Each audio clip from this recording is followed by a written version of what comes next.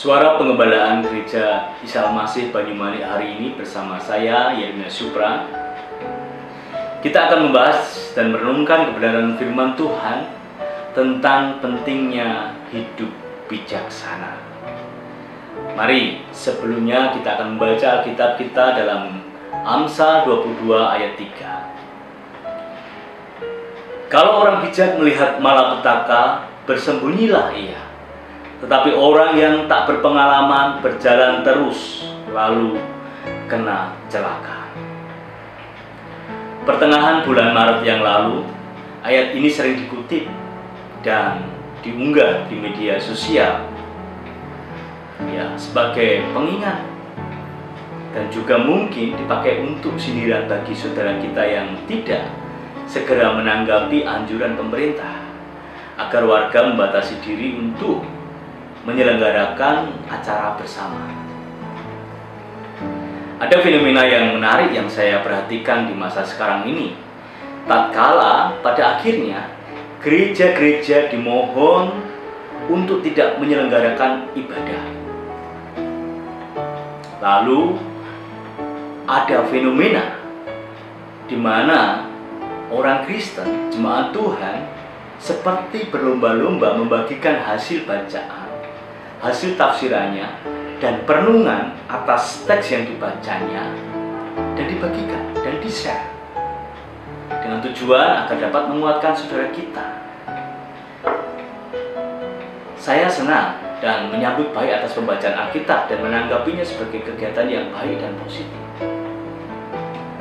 Saudara yang terkasih di dalam Tuhan, setiap kita yang tinggal di negeri Indonesia yang kita cintai ini tentunya sedang merasakan suatu kondisi yang membuat kita tidak nyaman, kurang nyaman.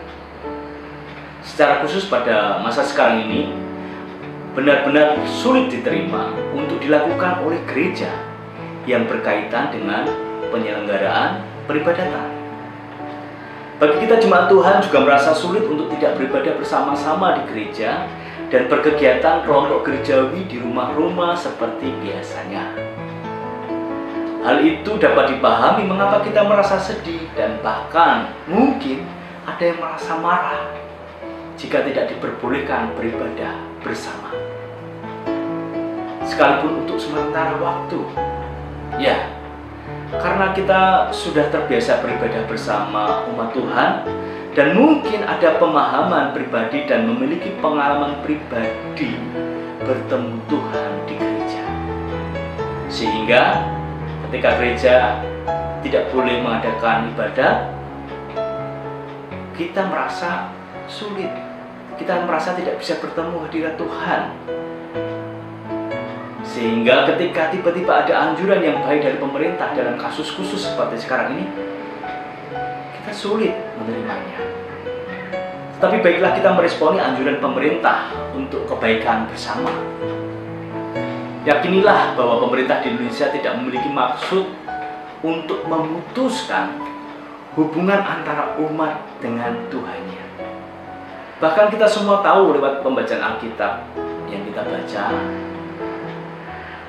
ketika umat Tuhan ada yang menderita sakit kusta di dalam Perjanjian Lama, Tuhan yang kita sembah tidak pernah membuat keputusan untuk menjauhkan umatnya dari Tuhan, sekalipun umat yang sedang mengalami sakit kusta.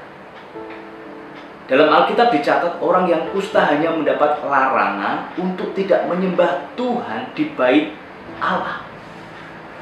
Tetapi tidak ditulis orang kusta tidak boleh menyembah Allah juga di luar bait Allah. Ya, ini berarti Allah tetap mau disembah dimanapun oleh orang yang sedang sakit kusta sekalipun. Apalagi kita orang percaya di dalam Kristus Yesus yang sudah ditebus dosa kita oleh Tuhan. Tentunya jika untuk sementara waktu kita tidak bisa beribadah kepada Tuhan di gereja, kita tidak bisa beribadah kepada Tuhan di gereja, bukan berarti Tuhan tidak dapat disembah dan dipuji di rumah, di kebun, dan dimanapun kita berada, bukan? Untuk itu pembacaan nas Alkitab hari ini, mari kita belajar untuk dapat menjadi bijak. bersembunyi di sini adalah memohon Tuhan, memohon pertolongan Tuhan, mendekatkan diri kepada Tuhan lebih intim. Amsal mencatat dalam Amsal 18 ayat yang kedua, di sana dikatakan orang bebal tidak suka kepada pengertian, hanya suka membeberkan isi hatinya. Nah, inilah orang yang kadang kalau situasi hatinya tidak baik, situasinya sedang bad mood, mereka bisa memiliki pemikiran yang kurang baik dan bertindak tidak bijaksana dalam menghadapi persoalan. Saya pun pernah dan mengalaminya hal semacam itu, sehingga saya bertindak bodoh, tidak memikirkan akibatnya. Pikir saya itu baik yang saya lakukan, pikir saya itu benar yang saya kerjakan, karena mengandalkan pengertian sendiri, dan saya tidak menyertakan Tuhan, maka berakibat tidak baik. Tidak bijak atau tidak berhikmat itu disebabkan oleh karena manusia tidak takut akan Tuhan. Kalau demikian, untuk bisa takut kepada Tuhan bagaimana? Saudara yang terkasih di dalam Tuhan, sebenarnya Tuhanlah yang pertama bertindak dengan memberikan kasih karunia iman kepada manusia, dan manusia meresponi iman tersebut. Respon yang pertama adalah percaya, dan yang kedua adalah melakukan tugas sebagai orang percaya. Nah, dalam melakukan tugas sebagai orang percaya di situ perlu ada ketaatan. Ketaatan bisa terwujud bila disertai dengan takut akan Tuhan. Di saat orang percaya memiliki takut akan Tuhan, maka itulah yang menjadi awal seseorang menjadi orang yang berhikmat, saudara. Dengan ketaatan kita orang percaya mengerjakan tugas sebagai orang percaya, maka kita adalah para pejuang bagi Tuhan untuk menjadikan orang-orang lain yang belum bijak menjadi bijaksana, menjadi berhikmat. Mereka boleh mengenal yang Maha Kudus. Sebab di Amsal 9 ayat 10 dikatakan permulaan hikmat adalah takut akan Tuhan dan mengenal yang Maha Kudus. Itu adalah pengertian, saudara. Orang bijak melihat malapetaka, bersembunyilah ia. Padahal dalam ayat yang lain dikatakan orang bijak dapat memanjat kota pahlawan-pahlawan dan merobohkan benteng yang mereka percayai. Mengapa kehebatan dan juga keberanian orang bijak ini sepertinya langsung seperti orang yang tak punya nyali? Dia menghindar ketika ada malapetaka. Bagaimana orang berhikmat bersembunyi di saat malapetaka, di saat melihat malapetaka? Bersembunyi di sini bisa berarti mengundurkan diri, retreat. Perlu kembali mendekat kepada Tuhan, perlu bersekutu lebih intim kepada Tuhan.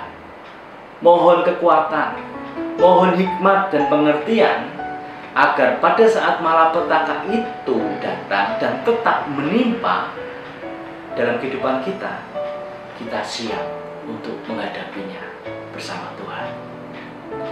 Teks di atas dikatakan, jika orang bijak melihat malapetaka, bersembunyilah ia.